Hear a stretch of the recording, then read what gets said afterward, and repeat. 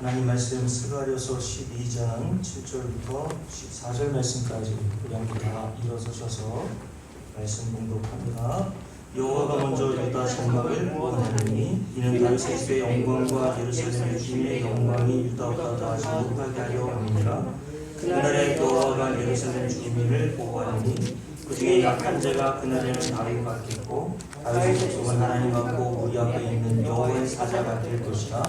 예루살렘을 치러 오는 이방 나라들을 그날에 내가 멸하기를 힘쓰리라. 내가 다윗의 집과 예루살렘 주민에게 은총과 간구하는 심령을 부어주리니 그들이 그 찌른 말 그를 바라보고 그를 위하여 애통하기를 독자를 위하여 애통하듯 하며 그를 위하여 통곡하기를 장자를 위하여 통곡하듯 하리로다. 그날에 예루살렘에 큰 애통이 있으리니 무기도 골짜기 하다 드림몬에 있던 애통과 같을 것이라. 온 땅 각 족속이 따로 애통하되 다윗의 족속이 따로하고 그들의 아내들이 따로하고 나단의 족속이 따로하고 그들의 아내들이 따로하며 레위의 족속이 따로하고 그들의 아내들이 따로하며 시므의 족속이 따로하고 그들의 아내들이 따로하며 모든 남은 족속도 각각 따로하고 그들의 아내들이 따로하리라. 아멘. 자리에 앉으신 분들이고요. 일순 주방면 참조하신 분들에게 특별한 내용은 없습니다.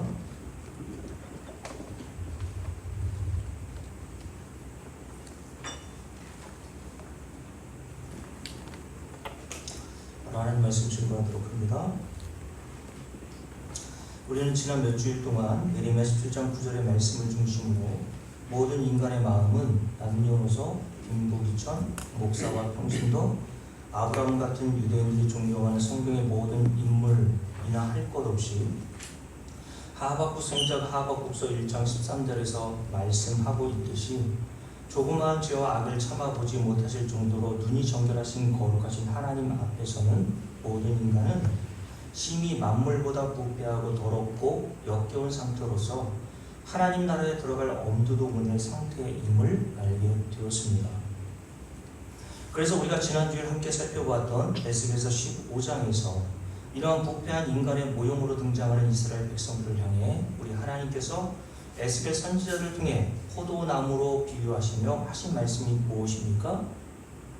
다른 숲속의 다양한 나무들은 그릇이나 책상과 같은 일상생활에 필요한 도구로 만들 수 있는 재료가 되지만 포도나무는 그릇을 걸 못으로도 사용할 수 없는 나무로서 쓸데라고는 날이 쌀쌀할 때에 궁불 지필 때나 사용되는 땔감에 불과하다고 말씀을 하셨죠. 더구나 아무런 쓸모없는 이 포도나무는 불에 타 시꺼멓게 양쪽이 그을려 더 아무짝에도 쓸모없게 된 상태라고 말씀을 드렸습니다. 이렇게 시꺼멓게 그을려 아무 쓸모없는 땔감에 불과한 포도나무는 1차적으로는 당시 타락한 남유다 예루살렘 백성들을 의미하고 더 나아가서 2차적으로는 아담과 하와 이후 타락한 모든 인간, 저와 여러분이 다 여기에 포함되어 있다라고 말씀을 드렸죠. 인간이 이러함을 말씀하는 것입니다. 따라서 인간은 불에 그을려 아무 쓸모없이 되어 타버린 포도나무와 같이 하나님의 심판의 불, 지옥의 땔감으로 쓰기에도 합당하지 않다는 거예요. 이러한 인간의 상태에 대하여 하나님은 에스겔 선지자를 통해서만 말씀하신 것이 아니라 지난주에 여러분께 말씀을 시간이 없어 드렸습니다. 집에 가서 한번 읽어보라고 했던 예레미야 선지자를 통해서 말씀하신 예레미야 13장의 말씀을 잠깐 살펴보도록 하겠는데, 왜 그러냐면 여러분들이 분명히 여기 계신 분 중에 한 사람도 예레미야 13장을 읽어보신 분이 없을 거라고 생각하기 때문입니다. 읽어보신 분 한번 손들어 보세요. 읽어봐요. 자, 예레미야 13장을 한번 볼게요. 이렇게 스가랴서 12장을 펴놓으시고 예레미야 13장에서 하나님께서 예레미야 선지자를 통하여서 당시 이스라엘 백성들을 어떻게 비유하고 계시는지를 우리가 함께 살펴보도록 합니다. 자, 13장 1절부터 함께 읽습니다. 여호와께서 이와 같이 내게 이르시되 너는 가서 뱃띠를 사서 내 허리에 띠고 물에 적시지 말라 하시기로 내가 여호와의 말씀대로 띠를 사서 내 허리에 띠니라. 여호와의 말씀이 다시 내게 임하여 이르시되 너는 사서 내 허리에 띈 띠를 가지고 일어나 유브라데로 가서, 여기서 강입니다. 유브라데라는 것은 유브라데라고 하는 이름의 강에 가서 거기서 그것을 바위 틈에 감추어 두라라고 말씀을 하셨단 말이에요. 그러고 나서 여러 날 후에 5절 말씀 쭉 읽습니다. 내가 여호와께서 내게 명령하신 대로 가서 그것을 유브라데 물가에 감추어 두었다라고 말씀하시는데, 그러고 난 다음 여러 날 후에 다시 하나님께서 예레미야 선지자에게 말씀이 임하여 이렇게 말씀하시죠. 6절 말씀 읽습니다. 내게 이르시되 일어나 유브라데로 가서 내가 내게 명령하여 거기 감추게 한 띠를 가져오라 하시기로, 내가 유브라데로 가서 그 감추었던 곳을 파고 띠를 가져오니 그 띠가 어떻게 되었습니까? 그 띠가 썩어서 쓸 수 없게 되었더라. 당연하죠. 물에 감추어 주었던 그 띠가 온전할 리가 없을 거 아닙니까? 다 썩어서 더 이상 이제는 허리띠의 역할을 할 수 없게 되었다는 말씀하시는 거예요. 그러면 여러분, 이렇게 물에 잔뜩 불고 썩어서 더 이상 허리띠의 용도로는 사용할 수 없는 이것을 어떻게 해야 합니까? 손님은 어떻게 해야 돼요? 이 허리띠를 재활용 봉투에다가 담아서, 재활용도 아니죠, 쓰레기 봉투, 종량제 봉투에 담아서 쓰레기로 버려야 될 것 아닙니까? 아니면 여러분들 예전처럼 군불 때 아궁이라도 있으면 아궁이에 집어 던져 불에 살라져야 될 대상일 수밖에 없겠죠. 근데 하나님께서 이렇게 하시라고 하는 이유가 있는데 뭐라고 말씀하시냐면 8절 함께 읽습니다. 여호와의 말씀이 내게 임하니라 이르시되 여호와께서 이와 같이 말씀하시니라 내가 유다의 교만과 예루살렘의 큰 교만을 이같이 썩게 하리라. 이 악한 백성이라고 얘기했어요. 그러니까 주님께서 이 썩어 빠진 허리띠를 가리켜 누굴 보여주시는 거예요? 하나님이 구원해 내셔서 가나안 땅으로 들여보내신 이스라엘 백성들, 예루살렘 백성들을 향해서 주님께서 이 띠로 비유하셔서 말씀하시는 거예요. 이 악한 백성이라고 말씀하시죠. 그래서 뭐라고 말씀하십니까? 10절 이 악한 백성이 내 말 듣기를 거절하고 그 마음에 완악한 대로 행하며 다른 신들을 따라 그를 섬기며 그에게 절하니 그들이 어떻게 되었다고요? 이 띠가 쓸 수 없음같이 되리라 라고 말씀하셨어요.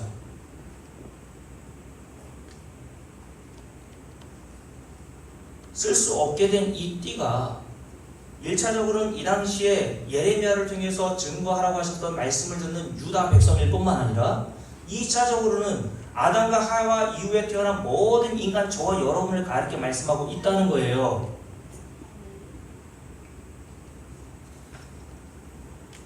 그러니 성경은 하나님께서 어떤 사람들을 태초 이전에 택하시고 구원하기로 작정하신 이유는 그가 다른 사람들보다 좀 낫거나 괜찮거나 쓸모가 있어서 택하여 두신 것이 아니고 오히려 아무 쓸데없는 지옥의 땔감에 지나지 않는 자들임에도 불구하고 하나님의 무궁하신 자비와 긍휼과 은혜가 어떠한지를 증거하기 위한 역할로 저와 여러분을 구원해 주신 거예요. 그런데 문제는 뭐라고 했습니까? 아담과 하와가 선악과를 먹음으로 하나님같이 된 모든 인간은 이런 자신의 실상을 제대로 인식하지 못하고 알지 못한단 말입니다. 그래서 하나님께서 예레미야 선지자를 통해서 예레미야 17장에서 제가 좀 전에 설교 서두에서 말씀드렸던 것처럼 모든 만물보다 거짓되고 심히 부패한 것은 마음이라고 하시고 그 뒤에 누가 능히 이를 알리오라고 하신 거예요. 현대인의 성경에서는 이 부분을 누가 그런 인간의 마음을 알 수 있겠느냐라고 번역했는데, 즉 아무도 자신의 이런 마음의 상태, 불에 그을려 지옥 땔감으로밖에 사용될 수밖에 없는 저와 여러분의 실상을 모른단 말입니다. 그래서 인간들 안에서 밖으로 나오는 것이 무엇입니까? 자신이 행한 자그마한 선한 일을 보고 그것을 또 근거로 하여서 사람들이나 자기들이 볼 때 기특하고 대견한 일을 한 자신이라고 생각하여서 마땅히 자신을 하나님으로부터 마음에 들어 하실 자라고 생각하는 겁니다. 이런 자들의 대표가 예수님 당시 종교 지도자들이었던 바리새인들이었다고 말씀을 드렸습니다. 제가 여러 번 말씀을 드렸듯이 바리새인들은 하나님이 모세를 통하여 주신 율법을 가장 철저하게 지켜왔던 종교자들로서 당시 유대 사회에서 하나님을 공경하는 자들로 꽤나 존경받는 자들이었고, 바리새인 스스로도 자신들은 그런 대접을 하나님과 사람들에게 충분히 받을 자격이 있다고 생각했습니다. 그래서 누가복음 18장에 기록된 우리 주님께서 이 바리새인과 세리에 비유해서 바리새인들을 향해서 말씀하신 내용을 보면 알 수 있는데, 제가 읽어드릴게요. 누가복음 18장 9절, 또 자기를 의롭다고 믿고 다른 사람들을 멸시하는 자들이라고 바리새인들을 표현했단 말입니다. 자기가 행한 일을, 율법을 철저하게 지켰던 그 일을 근거로 해서 자기들은 하나님 앞에 나아갈 때 의롭다함을 반드시 받을 거라고 생각했단 말이에요. 그리고 그렇지 못한 자들을 멸시하고 정죄하는 일을 했습니다. 여러분, 이런 바리새인들이 예수님 당시에만 있습니까?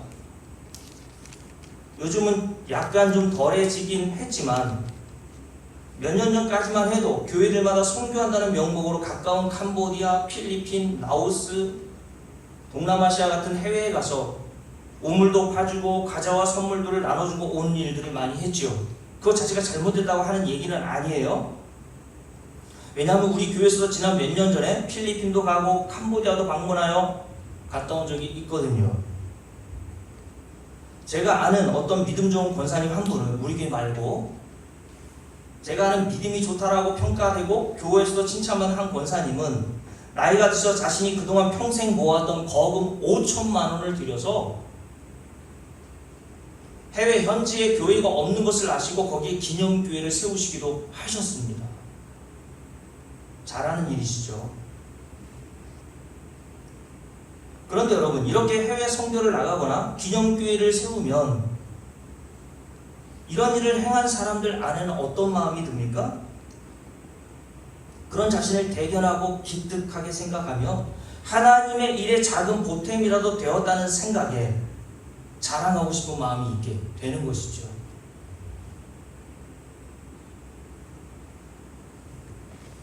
그러니 이런 일을 행한 분들이 오늘 교회에 와서 제가 오늘 증거한 이 말씀, 즉 모든 인간은 이렇게 만물보다 부패하여 하나님의 면전에서 당장에 쫓겨나 지옥의 땔감으로 쓰여도 할 말이 없는 죄인이라는 말을 들으면 어떤 마음이 들겠어요?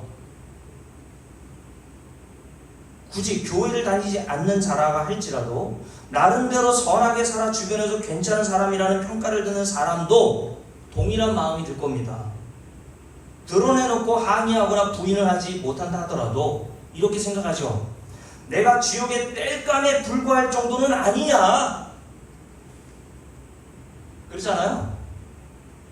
TV에서 등장하는 여러 극악한 범죄인들을 바라보면서 저런 인간들이 지옥의 땔감보다 못한 인간이지 내가 어떻게 지옥의 땔감보다 못하다고 말할 수 있겠느냐? 너무한 거 아니에요? 라고 항의하고 싶은 마음이 있다는 겁니다. 그래서 그런 말을 증거하는 저 같은 목사에게 괜히 열받고 화가 나는 거죠. 더 듣고 싶은 마음이 없는 겁니다. 이게 인간의 본성이라니까요. 특히 요즘 시대가 어떤 시대입니까? 하나님보다 인간을 더 높이는 시대란 말입니다. 이것은 디모데후서 3장의 말씀의 예언대로 계속하고 있고 드러난 증거입니다. 디모데후서 3장 1절에서 뭐라고 했습니까? 말세가 되면 고통당하는 때가 이르리니, 지금이 말세란 말이에요.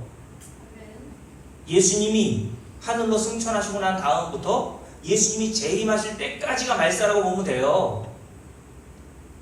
우리가 사는 이 시대가 말세란 말입니다. 말세에 일어나는 현상이 뭐였어요? 디모데후서 3장 1절과 2절에서 사람들이 자기를 사랑하며, 자기를 사랑하려면 뭐가 필요해요? 돈이 필요하죠. 그래서 돈을 사랑하게 된단 말입니다. 이게 디모데후서 3장에서 말씀하고 있는 말세에 나타날 현상이라는 거예요. 그리고 교만하며 자랑하며 부모를 거역하며 거룩함을 쫓지 아니하며 쾌락 사랑하기를 하나님 사랑하는 것보다 더 사랑하게 될 거라고 말씀을 하셨단 말이죠. 그러니 말세가 되면 나타날 증거대로 지금 이 시대에 자기 스스로 인간을 귀하게 여기고 사랑하고 높이는 시대가 어디 있습니까? 앞으로 가면 더 할 거예요. 그래서 전에 여기 앉아 계신 분 중에 읽어보신 책일 수도 있는데 베스트셀러가 되었던 긍정의 힘, 제가 복음을 몰랐을 때에 이 긍정의 힘이라는 책을 그냥 형광펜을 그어가면서 읽었거든요. 긍정의 힘, 또 그 다음에 낸 책이 뭔지 아세요? 잘 되는 나예요. 참, 책 제목도 얼마나 우리의 본성과 탐심을 자극합니까? 잘 되는 나. 손희 권사님 한번 사서 읽어보고 싶지 않아요? 잘 되는 나. 그런 책을 쓴 미국 목사 중에 유명한 목사인 조엘 오스틴 목사가 자신이 설교할 때 인터뷰에서 직접 자기가 얘기한 겁니다. 자기는 자기가 설교할 때에 설교를 듣는 여러분들과 같은 대중들의 마음을 다치지 않도록 하기 위해서 죄라든가 죄인이라든가 지옥이란 말을 하지 않는다고 얘기하더라고요. 사람 마음 다치게 하면 안 된다는 거예요. 그리고 인간의 자긍심과 자존심을 높여주는 말들, 인간에게는 언제나 가능성이 있어요. 그래서 긍정의 힘, 인간의 말에는 힘이 있어요. 말한 대로 됩니다. 예수 안 믿어도 말한 대로 되면 왜 예수를 믿습니까? 하나님으로부터 인간은 충분히 사랑받을 만한 자격이 있는 자들입니다 라고 하면서 사람들에게 감동을 주는 설교를 한단 말이죠. 이렇게 인간을 하나님보다 더 높이는 현상은 복음 성가 가사만 봐도 극명하게 드러납니다. 예를 들어 청소년들이 요즘 좋아하는 또 잘 알려진 소리의 7집에 있는 시대의 빛이란 곡이 있습니다. 그 노래의 가사를 제가 읽어드릴게요. 우리가 이 시대의 빛, 우리가 변화시킬 세대, 좁은 길 걸을 때 어둠이 가려도 주빛으로 길을 비추리. 우리가 이 시대의 빛. 누가? 우리가. 손희우 권사님이 우리 교회의 빛, 희망, 소망 이런 얘기를 하는 거죠. 우리가 일어나야 할 세대, 척박한 땅 위에 단비를 붙듯이 이 시대를 다시 세우자. 이게 노래 가사입니다. 또 다른 노래 나로부터 시작되리라고 하는 곡이 있는데 이 노래의 가사는 좀 더 하더라고요. 가사의 내용이 이렇습니다. 저 높은 하늘 위로 밝은 태양 떠오르듯이 난 주저하지 않으리. 어떤 어려움에도 주의 길을 선택하리. 빛 가운데로 걸으리. 주님을 크게 보는 믿음 가지고 세상에 나타내리라. 놀라운 주의 사랑을. 여기까지 그냥 이해가 돼요. 근데 그 후렴 부분이 가관입니다. 주의 꿈을 안고 일어나리라. 선한 능력으로 일어나리라. 이 땅의 부흥과 회복은 바로 나로부터 시작되리. 그래서 이 곡의 제목이 나로부터 시작되리예요. 뭐가요? 이 땅의 부흥과 회복, 그게 바로 나로부터 시작된다는 거예요.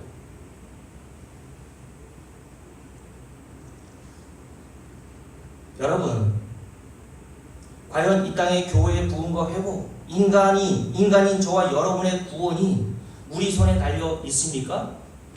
과연 그래요? 그렇다면 왜 우리 주님께서는 요한복음 6장에서 요한복음 6장 44절에 이 말씀하셨던 걸까요? 나를 보내신 아버지께서 이끌어 주시지 아니하시면 아무도 내게로 올 수 없나니. 오는 그를 내가 마지막에 다시 살리리라 라고 말씀하셨어요. 아무도 내게로 올 수 없대요. 뭐 하지 않냐면 아버지께서 나에게 이끌어 주시지 않는다면. 예수 믿는 거는 내 능력과 내 힘으로 되는 게 아니라고 제가 주구장창 얘기했잖아요. 저와 여러분의 구원의 소망은 여러분에게 달려있는 게 아니란 말입니다. 복음이 들려오는 귀가 있고 복음을 알아들을 수 있는 깨달음이 여러분에게 주어지는 것은 목사에게 달려있는 것도 아니에요. 그렇다고 목사에게 책임이 없는 것은 아니죠. 복음이라는 것을 반드시 증거해야 될 책임이 목사에게 있으니까요. 그렇다고 바른 복음을 증거한다고 해서 다 알아듣게 되는 것은 아니란 말입니다.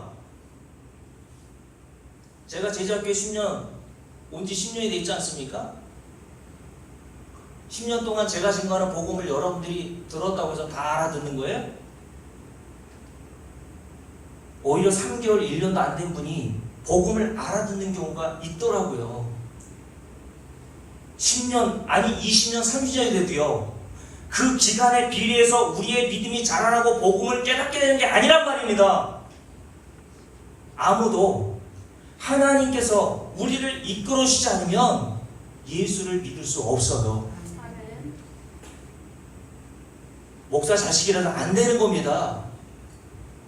내 부모가 아무리 신앙이 좋아도 그 자식들이 그 대대로 물려가는 게 아니란 말이에요. 그게 인간의 실력과 노력과 의지로는 예수 믿어 구원에 이르는 것이 불가능하다고 성경은, 예수님은 요한복음 6장에서 말씀하십니다. 왜냐하면 이 정도로 인간은 하나님께서 이끌어주시지 않으면 복음을 대적하는 방향으로 갈 수밖에 없는 본성이거든요. 그래서 제가 수요일 예배 때 예수님께서 왜 제자들을 사람을 낳는 어부가 되게 하리라고 하는 말씀을 하셨는지에 대해서 말씀을 드렸죠. 어부는 바다 깊은 곳에 있는 물고기들을 육지 밖으로 끌어내는 일을 하는 작업이 어부의 직업 아닙니까? 그때 어부가 던져놓은 그물에 걸린 물고기가 순순히 육지 위로 따라오려고 합니까?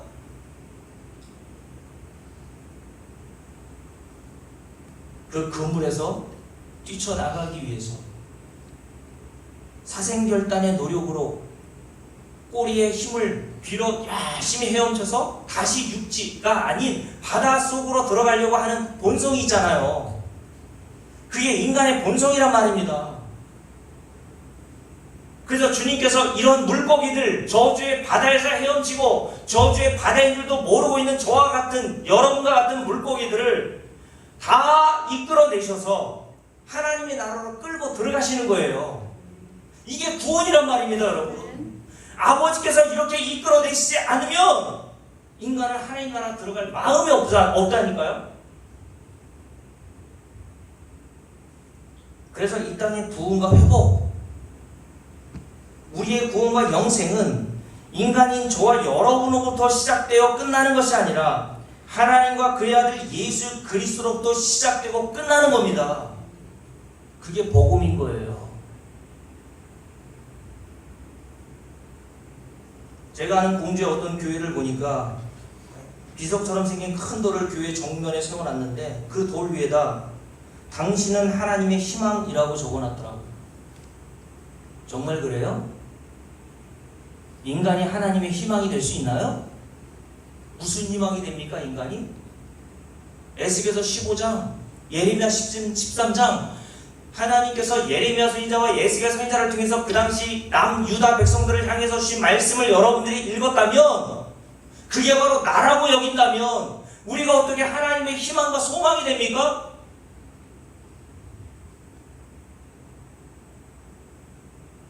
여러분 가지가 하나님의 희망이 아니라 죄인인 저와 여러분의 희망과 소망은 예수, 하나님밖에 없는 거예요.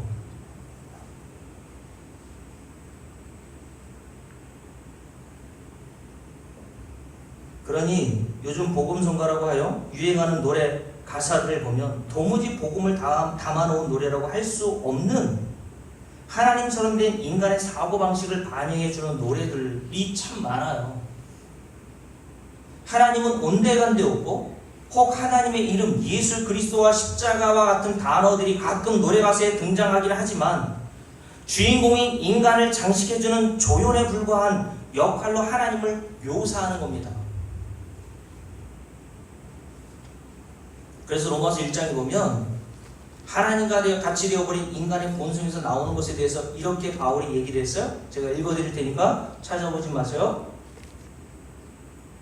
그러므로 하나님께서 그들을 마음의 정욕대로 더러움에 내버려 두사, 그 더러움이라는 것이 뭔지를 잘 들으세요. 그들의 몸을 서로 욕되게 하게 하셨으니 이는 그들이 하나님의 진리를 거짓 것으로 바꾸어 피조물을 조물주 하나님보다 더 경배하고 섬깁니다. 하나님께서 인간을 내버려 두시면 인간은 하나님을 높이는 게 아니라 하나님의 이름을 빌어 자기를 높이는 도구와 수단으로 하나님을 사용한다니까요.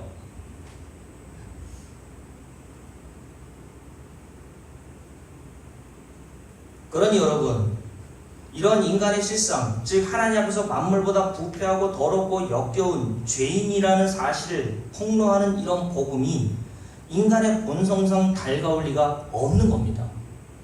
복음은 그런 거예요.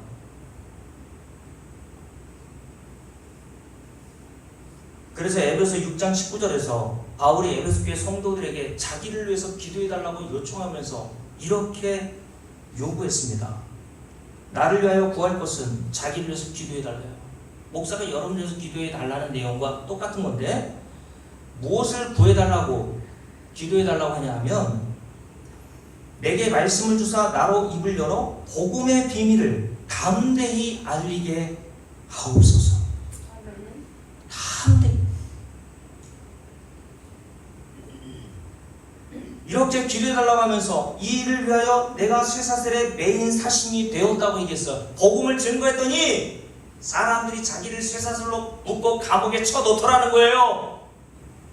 그러나 이런 일을 당한다 하더라도 나를 위해서 기도해달라. 담대히 복음의 비밀을 증거할 수 있도록.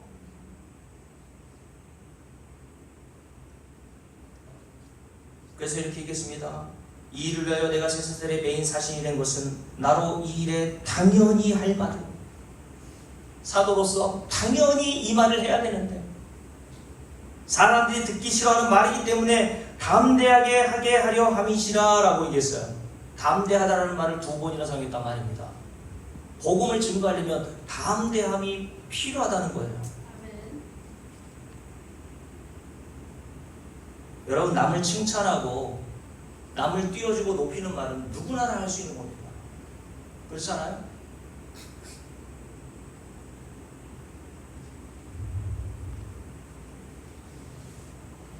이렇게 복음은 인간의 죄성을 폭로하는 것이기에 하나님처럼 높아진 인간의 마음으로는 그 복음이 달가울 리가 없다고 말씀을 드리는 거예요. 괴로운 겁니다. 복음을 드리면 인간은. 그래서 사도행전 7장을 한번 볼까요? 사도행전 7장을 한번 보십시오. 한번 찾아볼게요. 사도행전 7장. 오늘 스가랴서 12장과 연결되는 말씀이니까요. 사도행전 7장을 한번 보십시오. 여러분, 사도행전 7장에 보면 여러분과 제가 잘 아는 스데반 집사라는 분이 나와서 당시 이스라엘 백성들에게 복음을 증거하는 장면이 기록되어 있습니다. 그런데 스데반이 증거하는 복음을 들었던 자들이 어떻게 반응하는지를 보라는 거예요. 7장 54절 함께 봅니다. 함께 읽습니다. 그들이 이 말을 듣고, 스데반이 증거하는 복음을 들었단 말이에요. 이 말을 듣고 어떻게 해요? 마음에 찔려. 왜 마음에 찔리겠어요? 저거 내 얘기 아니야? 여러분도 제가 증거하는 복음을 듣고 저거 내 얘기인데? 목사님이 나를 어떻게 하셨을까? 제가 알기 뭘 알아요, 여러분들을. 복음은 여러분의 속을 꿰뚫어 보시는 하나님의 날카로운 말씀의 검이라고 히브리서 4장에서 말씀하고 있잖아요. 이게 복음의 능력이라고 했습니다. 제가 여러분의 속을 어떻게 합니까? 까마귀보다 더 까만 여러분의 속은 하나님의 말씀을 통해서만 들춰내시는 거예요. 그러니까 스데반이 증거한 이 복음의 말씀을 듣고 들었던 이들이 마음에 찔림을 받습니다. 근데 그 뒤가 문제죠. 함께 읽습니다. 그를 향하여 어떻게 해요? 이를 갈거늘. 언제 이갑니까? 저도 밤에 잘 때 가끔 예전에 이를 갈아가지고 억울하고 분하고 화가 나면 이를 득득 갈잖아요. 복음을 듣고 얼마나 화가 났는지 이를 득득 갈았단 말입니다. 복음은 이런 거란 말입니다, 여러분. 하나님이 은혜를 주지 않으면 인간 본성의 마음으로 복음을 들으면 다 이렇게 이를 득득 갈아야 되는 거예요. 그리고 55절 말고요. 그 뒤에 함께 읽어볼게요. 57절, 58절 함께 읽습니다. 그들이 큰 소리를 지르며 어떻게 해요? 귀를 막았대요. 귀를 왜 막아요? 스데반이 증거한 복음이 너무 크게 들려가지고 아우 귀 아파 이게 아니라 듣기 싫단 말이에요.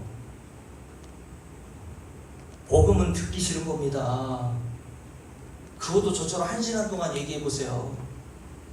저는 참 부러운 것 중에 하나가 우리 교회 바로 옆에 있는 하얀 건물 뭐 2단인 것 같은 느낌이 드는데 거기는 뭐 수요 예배도 드리고 주일 예배도 드리고 다 드리더라고. 금요 철학까지 드리더라고. 근데 수요 예배 우리가 7시에 시작해서 7시 반에 시작해서 8시 반 정도 예배가 끝나지 않습니까? 50분 설교예요. 근데 저 교회는 저보다 훨씬 오랫동안 설교하나 봐요. 불이 환하게 켜져 있어요.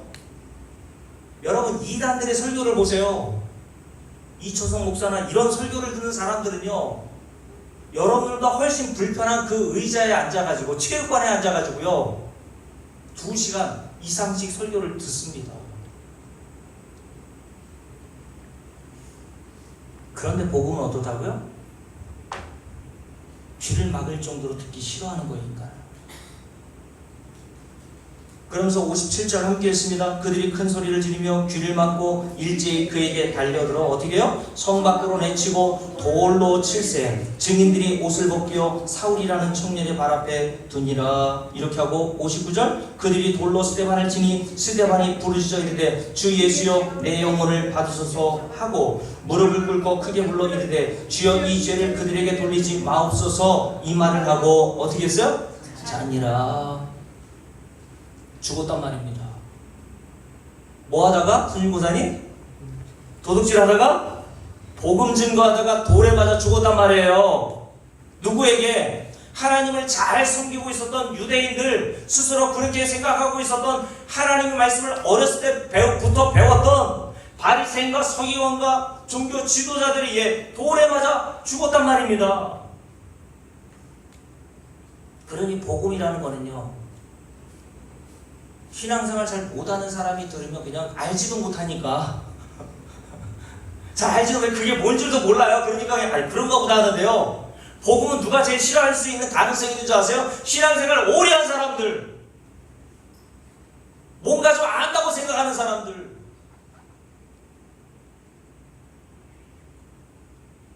그래서 우리 교회 장로교단에서 우리 장로까지 안수받고 오셨던 우리 유전선 장로님이랑 우리 오샤나 모사님 오늘 영상 예배 드리실 텐데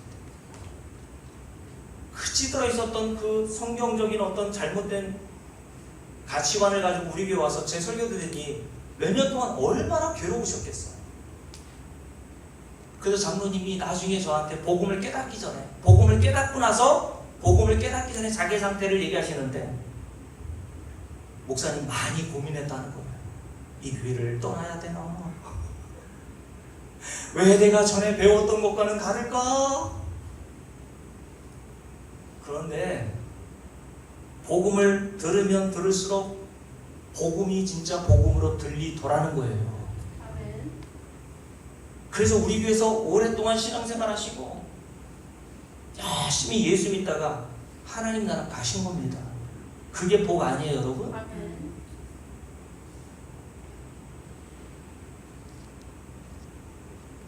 인간의 본성으로는 복음이 복음으로 안 들리는 게 정상인데, 근데 저와 여러분에게 복음이 들린다는 것은 얼마나 큰 놀라운 역사고 기적입니까, 여러분? 여러분, 무슨 다른 이상한 기적 쫓아다닐 필요가 없는 거예요. 여러분 자신이 이렇게 복음을 듣고 예수 믿게 되어 그 복음이 내게 들리는 게 진짜 기적입니다, 여러분. 손님 권사님, 그 기적이 바로 우리에게 일어난 거예요. 근데 무슨 기적 바라보고 세상 찾아다니고 그런 목사들 쫓아다닙니까? 우리 이빨이 금이빨 되는 게 뭐가 그렇게 기적이에요? 금이빨 되고 싶어요? 제 이빨이 다 금이빨 되보세요. 우리 자식들이 저 화장하고 나서 이빨 다 주워간다니까요. 손바닥에 금가루 떨어진 게 뭐가 그렇게 큰 기적입니까? 왜 손바닥에 금가루가 떨어져요? 마귀의 미혹이란 말입니다. 그런 걸 기적으로 생각하게 하는. 진짜 기적은 여러분의 본성이 꺾여서 진짜 복음이 좋은 소식으로 들려오는 게 기적이라니까요. 그 기적을 하나님께서 저와 여러분이 행하신 겁니다.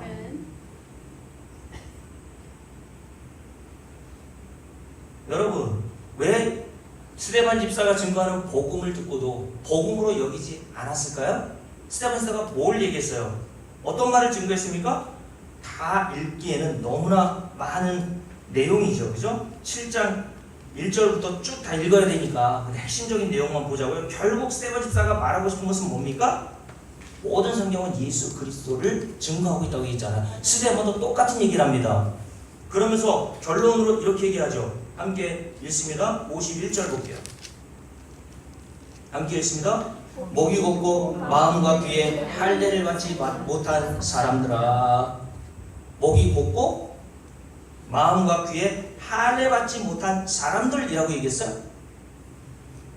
이런 사람들에게 뭐라고 얘기합니까? 너희도 너희 조상과 같이 뭘 행했다고요? 항상 성령을 거스르는도다.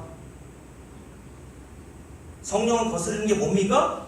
그러면 우리는 성령을 거스른다고 하면 이상한 생각하고 목사들이 이상하게 가르쳤기 때문에 목사만 안 들으면 성령을 거스르는 거라고 얘기를 하고, 은사 집회하는 사람들은 자기가 은사 집회하는데 그걸 방해하고 반대하는 사람을 성령을 거스른다고 얘기하는데 아니에요. 잘못 알고 있는 겁니다. 오늘 스데반 집사가 성령을 거스르는 일에 대해서 뭐라고 얘기하는지 한번 보세요. 함께 읽어볼게요. 52절 함께 읽습니다. 너희 조상들이, 유대인들의 조상들이 선지자들 중에 누구를 박해하지 아니하였느냐? 그 선지자들이 뭘 증거했습니까? 의인이 오시리라고 예고한 자들이라고 그랬어요. 의인은 없나니 하나도 없다고 얘기했죠. 그런데 오직 의인이 되시는 분이 세상에 오신 겁니다. 그분이 누구? 예수 그리스도. 하나님으로부터 의인이라고, 하나님이 주신 모든 계명을 다 지켜내실 수 있는 분, 예수밖에 없어요. 근데 그 예수가 의인으로 이 땅에 오시리라고 구약 선지자들이, 예레미야 선지자, 에스겔 선지자가 예언했단 말입니다. 그런데 너희 조상들이 어떻게 했다고요? 박해하여 다 때려 죽였지 않냐? 여러분 예레미야서를 읽어보세요. 예레미야가 증거한 그 이야기를 듣고 하나님의 말씀을 듣고 누가 좋아합니까? 구덩이에 빠져서 죽을 위기를 넘기고 시디기야 거짓 선지자에게 뺨을 맞지를 않나? 가진 고초와 고난을 당했던 자들이 구약에 하나님이 보내신 선지자들이었단 말입니다. 왜요? 복음은 지금이나 그때나 동일하게 인간의 공성으로는 듣고 싶지 않은 내용이거든요.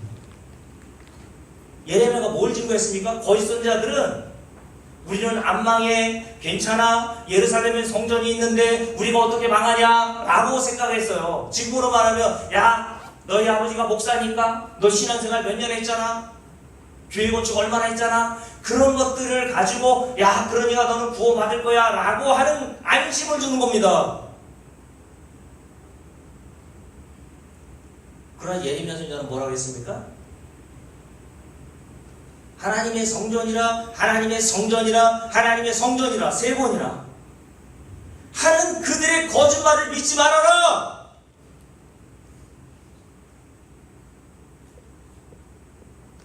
눈에 보이는 건물이 성전이 아니란 말이에요. 그런 거짓말을 믿지 말란 말입니다. 성전 건축이라고요? 성전 건축이 어디 있어요?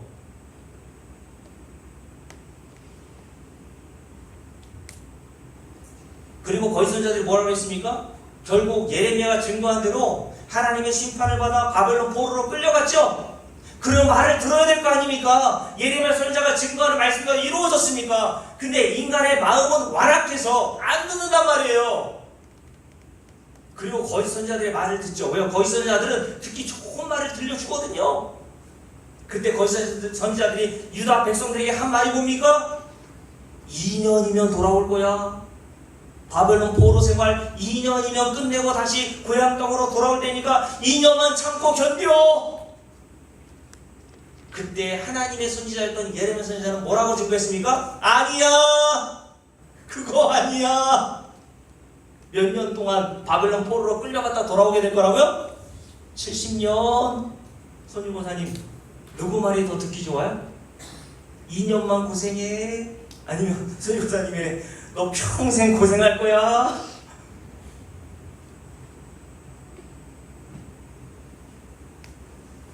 그래서 예레미야가 배척을 받았지만 하나님의 말씀 뜻대로 결국 70년 만에 바벨론 포로에서 하나님의 말씀대로 돌아온 일이 있게 되었다고 선지자를 통해서 증거하잖아요.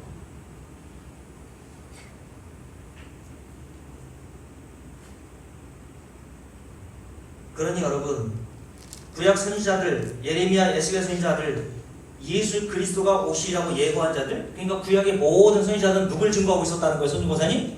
예수를 증거하고 있었단 말이에요. 그런데 그들을 다 너희 조상들이 다 때려 죽였다. 그죠? 근데 너희들은 뭐라고 했습니까? 자, 의인이 오시리라 예고한 자들을 52절입니다. 그들이 죽였고 조상들이 죽였단 말이에요. 그런데 이제 너희는 그 의인을 잡아준 자요. 어떤 자? 살인한 자야. 예수가 오리라고 했던 그 선지자들을 너희 조상들은 때려 죽였는데 너희들은 그 의인이신 예수 그리스도 하나님의 아들이 너희를 구원하러 오셨는데도 불구하고 너희들은 못 알아보고 그 예수를 어떻게 했다고요? 살인했단 말입니다. 누구를? 그냥 한 사람, 저와 여러분과 같은 똑같은 죄인인 한 사람의 생명을 빼앗은 게 아니라 천지를 창조하신 하나님의 아들, 하나님으로부터 유일하게 너는 내 사랑하는 자요 내 기뻐하는 자라고 음성을 들었던 그 예수 그리스도를 너희가 때려 살인하여 죽였다는 거예요.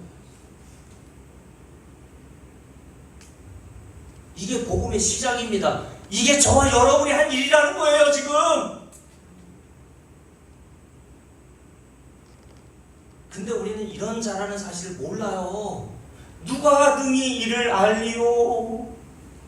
아유, 2000년 전에 그 로마 문명들 예수님의 허리에 창으로 찔르고 아이고 얼마나 아프셨을까? 손에 못자국을 바라보면서 영상 틀어주며 아이고 우리 예수님 얼마나 아프셨을까? 저 나쁜 놈 저거. 그놈이 누구라는 거예요? 그놈이 선진국 그놈이고 이건철 그놈이란 말입니다. 이금희 권사님이나 저나 할 것 없이 다 예수를 살인한 자란 말이에요. 이를 누가 능히 알리요?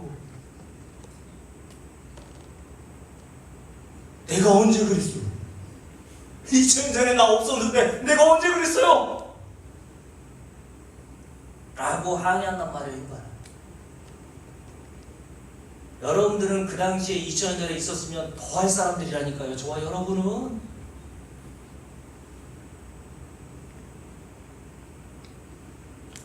이런 말을 듣고 이들이 화가 난 겁니다. 귀를 막은 거예요. 내가 그런 사람이야. 이를 득득 깔면서. 이런 사람 어디에 들어가야 합니까? 선생님 권사님? 예수를 살인한 자라면 지옥에 뗄감으로 사용돼야죠. 맞아요? 그래서 손님 권사님이 제가 예수를 살인한 자라면 우리의 죄로 말미암아 예수가 십자가에 달린 형벌을 받은 장본인이 바로 나라는 사실을 안다면 우리는 귀를 막고 이를 득득 깔며 돌을 쳐들고 그런 말하는 자에게 달려드는 것이 아니라 주님 용서해 주세요. 하나님의 자비와 긍휼을 구하게 되는 거예요.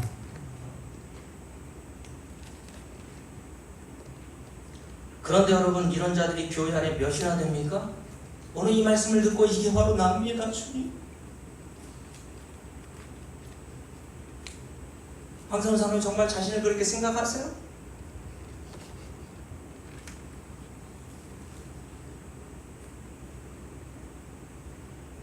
그러니 이런 죄를 짓고도 얼굴 하나 변하지 않고 마음의 애통함이나 마음의 안타까움이나 고통과 괴로움이 없는 사람, 그런 사람을 뭐라고 하는지 아세요? 후안무치하다고 하는 거예요. 후, 우리의 낯짝을 가릴 때 후, 안, 아, 후는 그거네요. 두껍다라는 때 두껍다랄 때 후, 안, 얼굴 안, 무, 없을 무, 치, 부끄러워하다 치. 무슨 말입니까? 자기가 행한 일을 모르고 부끄러워하지도 못한다는 뜻이에요. 이걸 후안무치한 자라고 하는 겁니다. 이런 자라는 사실이 바로 우리였음을 깨닫게 하시는 거예요.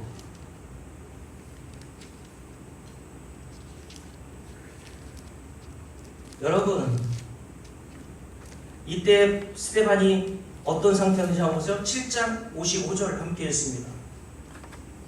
함께 읽어볼게요. 이 복음을 증거했던 스데반의 이런 상태가 어떤 상태였어요? 함께 읽을게요. 스데반이 성령이 충만하여 라고 얘기했어요. 성령이 충만했는데 이런 말한 겁니다.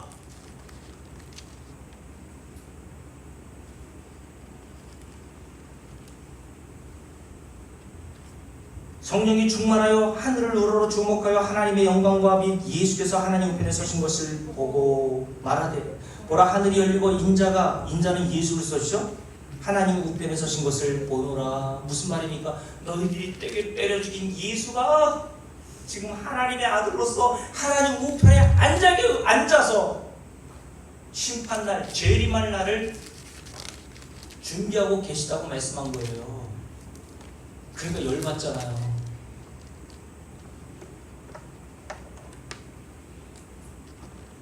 여러분, 그러니 성령을 거스르고 성령을 모독하는 것은 뭔지 아십니까? 오늘 51절, 너희 조상과 같이 항상 성령을 거스른도다라고 했을 때 성령을 거스르고 성령을 대적하는 게 뭐예요? 예수를 믿지 않는 겁니다. 다시요. 스데반이 여기서 너희 조상과 너희가 행한 일, 예수를 어떻게 대적하느냐? 너는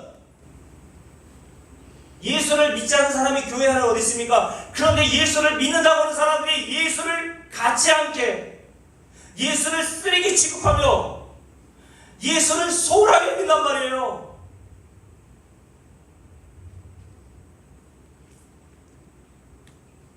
예수를 믿지 않는 것, 예수를 이 세상의 재물이라든가 자식과 남편과 부모보다 못하게 여기는 것이 성령을 거스르는 거란 말입니다.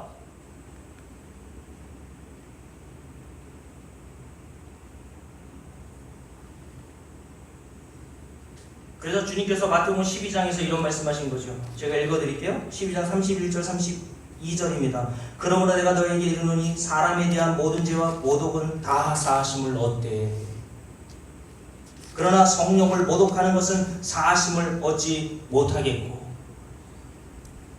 또 누구든지 말로 인자를 거역하면 사하심을 얻되, 누구든지 말로 성령을 거역하면 이 세상과 오는 세상에서도 사하심을 얻지 못하리라. 성령을 모독하는 게 뭐라 그랬어요? 예수를 믿지 않는 겁니다. 예수 믿지 않는 죄는요, 하나님 나라에 들어가지도 못할 뿐만 아니라 하나님으로부터 사함을 받지 못하는 죄란 말이에요. 여러분이 이 땅에 생한 모든 일은 다 사함을 받습니다. 그러나 예수를 믿지 않는 죄는 사함을 받지 못합니다. 믿습니까, 여러분? 그러니 여러분, 제가 좀 전에 말씀드린 것처럼 어떤 부흥사가 자기 말 안 들으면 무슨 저주받고 성령을 모독하는 죄라고 하는 말을 들을 필요가 없어요. 요한복음 8장 32절에 진리를 알지니 진리가 너희를 자유케 한다 그랬습니다. 더 이상 그런 쓸데없는 말에 두려워하지 않으셔도 돼요.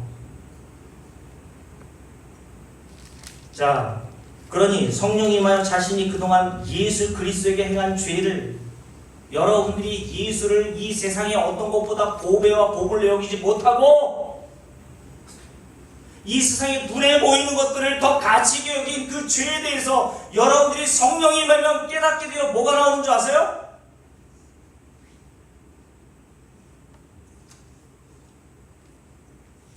사도행전 2장을 볼게요. 똑같은 복음의 말씀을 베드로부터 들었습니다. 이때도 베드로는 성령이 충만 상태였죠. 오순절날 일어났던 일이니까 성령이 120분도 사도들에게 다 같이 성령이 임했단 말이에요. 그래서 베드로도 역시 스데반과 같이 성령이 충만한 상태로 이 복음을 증거했습니다. 그래서 4절 보세요. 2장 4절. 그들이 다 성령의 충만함을 받고 성령이 말하게 하심을 따라 다른 언어들로 말하기를 시작하니라. 성령이 말하게 하심을 따라 베드로가 이 말을 했다는 거예요. 어떤 말을 했습니까? 함께 읽어볼게요. 자, 32절부터 함께 읽습니다. 함께 읽을게요. 이 예수를 하나님이 살리신지라 우리가 다 이 일의 증인이로다. 하나님이 오른손으로 예수를 높이심에 그가 약속하신 성령을 아버지께서 받아서 너희가 보고 듣는 이것을 부어 주셨느니라. 다윗은 하늘에 올라가지 못하였으나 친히 말하 이르되 주께서 내 주에게 말씀하시기를 내가 네 원수로 내 발등상이 되게 하기까지 너는 내 우편에 앉아 있으라 하셨도다 하였으니, 예수가 바로 이런 분이라는 거예요. 하나님 우편에 앉아 계신 분, 이 세상을 창조하신 그 창조주 하나님. 그런데 너는 36절 함께 했습니다. 그런즉 이스라엘 온 집은 확실히 알지니, 저와 여러분이 확실히 알아야 될 게 뭡니까? 너희가 십자가에 못 박은 이 예수를 하나님이 주와, 여기서 주는 하나님이라는 뜻이라고 그랬죠. 주와 그리스도가 되게 하셨느니라. 우리가 뭐 했다는 것을 알라고요? 너희가 예수를 살인한 자라는 것을 알라고 얘기하신 거예요. 그러니 너는 마땅히 하나님 나라에 들어갈 엄두도 못될 죄인의 괴수라는 겁니다. 그런데 스데반과 같이 똑같은 베드로가 설교를 정언해서 증거했는데 이 설교를 했던 사람은 어떻게 되었습니까? 함께 읽어볼게요. 37절. 그들이 이 말을 듣고 마음에 찔려. 7장에서도 복음을 듣고 마음이 찔렸죠. 근데 반응이 달라요. 마음에 찔려. 함께 읽습니다. 베드로와 다른 사도들에게 물어 이르되 형제들아 우리가 어찌할꼬 가슴을 치며 애통해하며 탄식하더라는 거예요. 우리가 어떻게 그런 살인자에 대해 구원을 받을 수 있겠냐? 나에게 구원을 받을 수 있는 방법이 무엇인지를 제시해달라고 사도 베드로에게 요청한 겁니다. 그때 베드로가 이렇게 이야기를 했습니다. 함께 읽을게요. 베드로가 이르되 너희가 뭐하라고요? 회개가 뭡니까? 각각 예수 그리스도의 이름으로 세례를 받고 죄사함을 받으라. 그리하면 뭐를 받아요? 성령의 선물을 받으리니 이 약속은 너희와 너희 자녀와 모든 먼데 사람 곧 주 우리 하나님이 얼마든지 부르시는 자들에게 하신 것이라 하고 이 여러 말로 확증하며 권하여 이르되 너희가 어디에서? 이 패역한 세대에서 구원을 받으라. 이 패역한 세대가 뭡니까? 자기가 예수를 죽인 살인자라는 사실을 모르는 이 후한무치한 세상. 여러분의 남편과 여러분의 자녀가 압니까? 그 죄를 모르는 이 패역하고 후한무치한 세상에서 뭐하라고요? 구원을 받으라. 그때 이런 말씀을 듣고 이렇게 되었죠. 41절. 그 말을 받은 사람들, 복음을 받은 사람들 어떻게 되었어요? 세례를 받음에 이날의 신도의 수가 3,000이나 더하더라. 그들이 사도들의 가르침을 받아 서로 교제하며 떡을 떼며 오로지 기도하기를 힘쓰니라. 이것이 바로 교회란 말이에요. 이것이 바로 신도, 예수 믿는 자라는 증거라는 겁니다. 교회에 나와 앉아있다고, 몸뚱이가 앉아있다고 여러분 예수 믿는 게 아니에요. 이 말을 받고 어찌할꼬 여러분의 자식과 남편을 보고 애통해하면서 어찌할꼬 저 자식 어찌할꼬.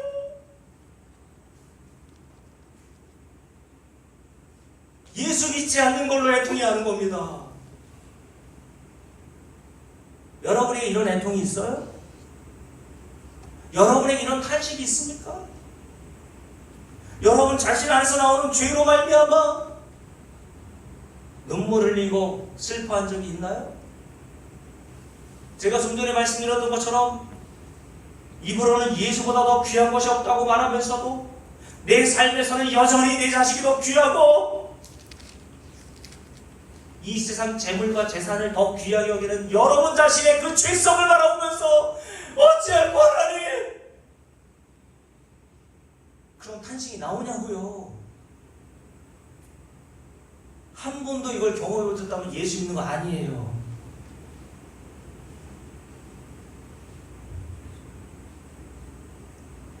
이런 일이 뭐 때문에 일어났다고요? 이런 탄식과 애통과 예수 믿고 구원을 얻는 신도가 된 일이 무엇으로 일어났습니까? 31절 함께 읽습니다. 하나님이 오른손으로 예수를 높이심에 그가 약속하신 뭘 주셨어요? 성령을. 33절이에요. 다시 하나님이 오른손으로 예수를 높이심에 그가 뭐하신? 약속하신 성령을 아버지께 받아서 너희가 보고 듣는 이것을 어떻게 하셨다고요? 부어 주셨느니라. 성령을 부어 주셔야 일어나는 일이란 말입니다. 이런 애통과 이런 탄식은 말이에요. 이거 언제 약속하신 줄 아세요?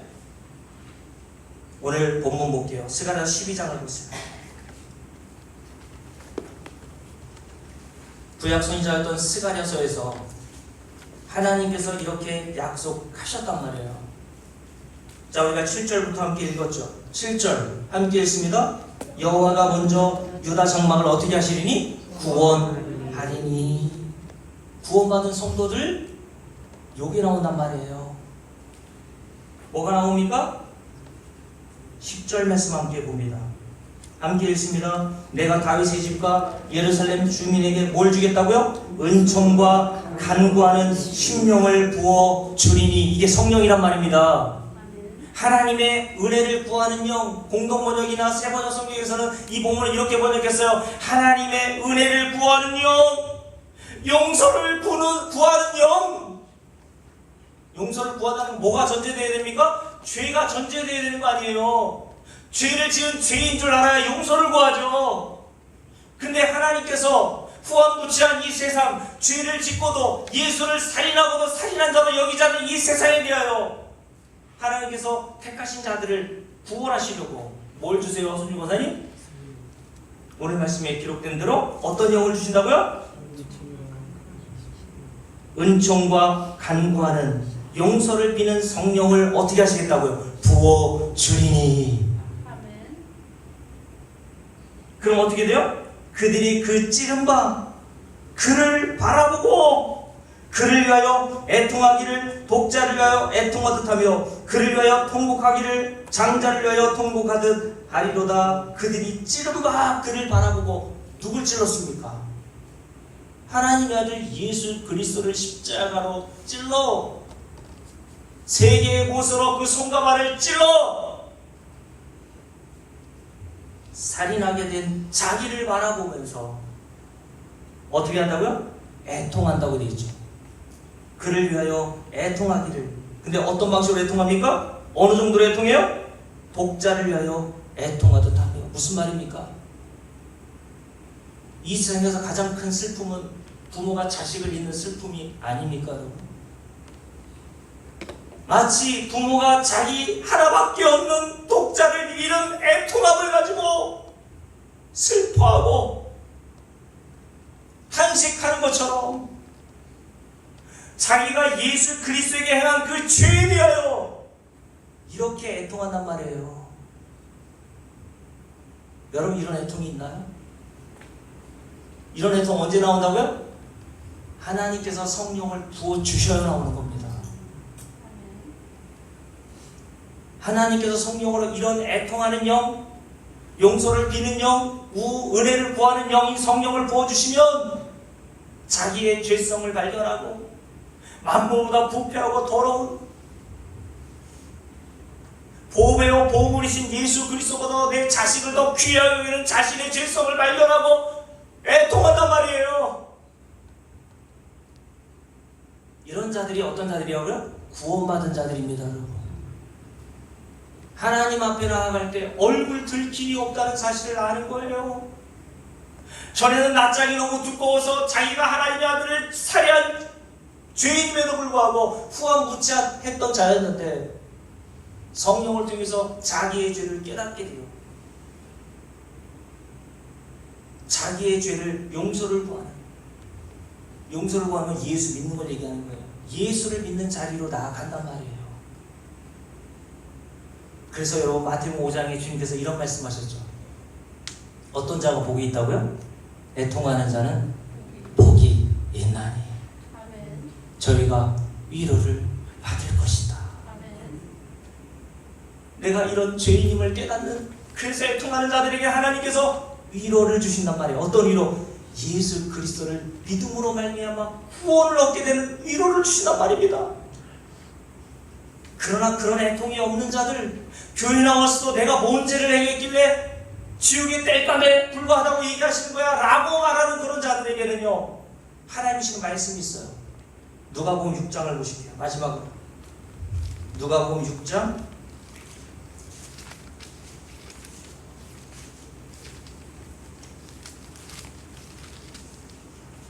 6장 보세요.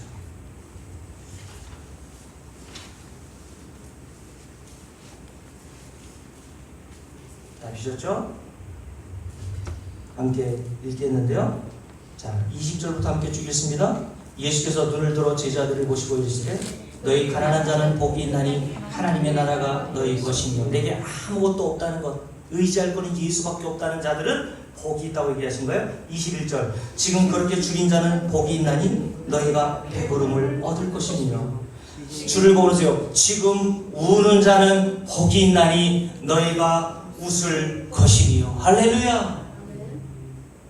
어떤 자가 웃게 될 거라고요? 지금 우는 자, 자기의 죄가 뭔지를 알고 탄식하며 애통해하는 자는 하나님 나라에서 웃게 될 거야. 22절 인자로 말미암아 사람들이 너희를 미워하며 멀리하고 욕하고 너희 이름을 악하다 하며 버릴 때에는 너희에게 복이 있도다. 그날에 기뻐하고 뛰놀라 하늘에서 너희 상이 큼이라. 그들의 조상들이 선지자들을 이와 같이 하였느니라. 그러나 과 있을진저 너희 부유한 자여 너희는 너희의 위로를 이미 받았도다. 이 세상에 돈으로 위로받고 돈 때문에 기뻐하는 자들 있지 않습니까? 그들에게 주님 말씀하신 거, 과 있을진저. 함께 했습니다. 25절 와 있을진저 너희 지금 배부른 자여 너희는 줄이리로다. 와 있을진저 줄을 걸으세요. 너희 지금 웃는 자여 너희가 애통하리로다. 지금 껄껄거리면서 내가 무슨 죄인이야 라고 그렇게 웃고 신이 낙낙거리는 너희는 마지막 영원한 심판 앞에서 애통하며 영원히 울게 될 거다라고 말씀하십니다. 여러분 어떤 자입니까? 지금 우는 자는 복이 있나니 너희가 웃을 것이요 라고 하는 말씀을 듣는 자입니까? 아니면 교회 나와서 10년 동안 백날 천날 복음의 말씀을 들으면서도 내가 이런 자임을 깨닫지 못하여 은혜가 뭔지를 모르는 자입니까? 이건 제 능력의 영역이 아니라 은혜를 구하는 영, 용서를 비는 영, 성령이 여러분에게 부어져야 나오는 거예요. 하나님께서 오늘 이 찬송을 부를 때 그때 그 무리들이 내가 바로 이 현장에 있었던 주님의 손에 못을 박았고 주님의 허리에 창으로 찌름을 했던 그것은 로마 병사가 아니라 자신임을 깨닫고 나는 지옥의 땔감으로도 쓰기에 부족함이 있는 자, 이런 자를 구원해내시기 위해서 아들이신 예수를 보내주신 우리 하나님의 놀라우신 은혜와 긍휼과 사랑을 깨닫고 지금 자신의 죄로 말미암아 애통하는 자, 너희는 웃을 것이라고 그랬습니다. 이런 은혜를 구하며 함께 찬송합시다.